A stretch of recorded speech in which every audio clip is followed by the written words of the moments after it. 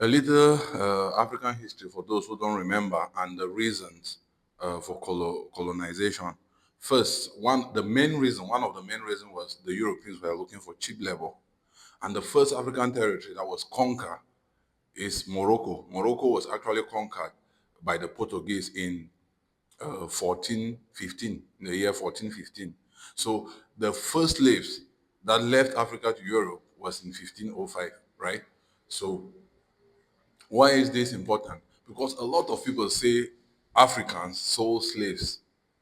Now, let me ask you a question.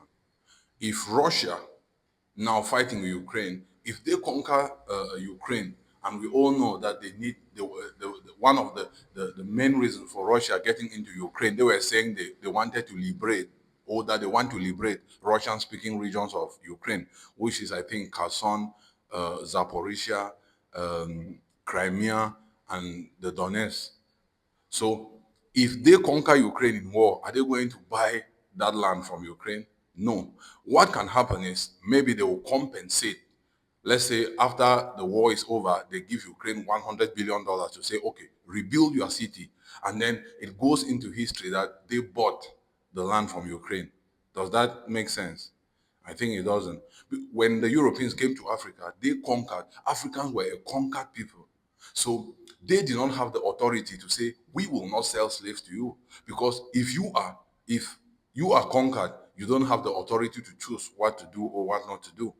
So after conquering, like they were resisted, when they reached our shores, they were resisted and they conquered our ancestors. The only choice our ancestors had is like doing business with somebody who has a gun pointed to your head. You don't have a choice. If you say, I am selling this for 1,000, the person says, no, I will give you 200. You do not have a choice because there is a gun on your head, right? So that is basically what happened. And I felt like, okay, if you say Africans gave up their people or they were compensated, that the Europeans took slaves and were compensated, that makes sense because African countries, all of the countries that they bought slaves from were conquered.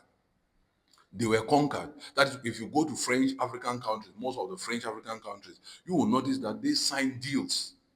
We sign deals that allow our mineral rights to France in exchange for independence. That is the same thing. We did not get independence. If you think about it, we did not get independence. That's the same way slavery happened. Like the people were, first of all, they when they came to our shores, they faced resistance. They later on conquered the people, and then took slaves.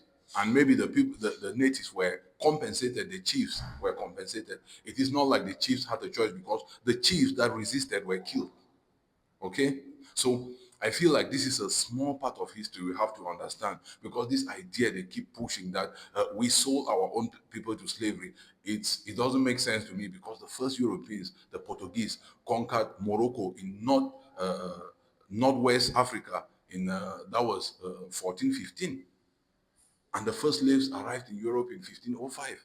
So that only tells all of us that we were a conquered people, and our chiefs at that time had no choice, right? They had no choice. So when you hear this narrative, ask yourself a simple question. If Russia win in the war in Ukraine, are they going to buy the land they invaded Ukraine to take? They will not buy. That is common sense. I just feel like most of the time these people think we don't think. It's common sense. If Russia conquer Ukraine, they are going to negotiate a deal and maybe compensate Ukraine, but Ukraine doesn't have a choice. So Russia is not buying anything; they are taking by force.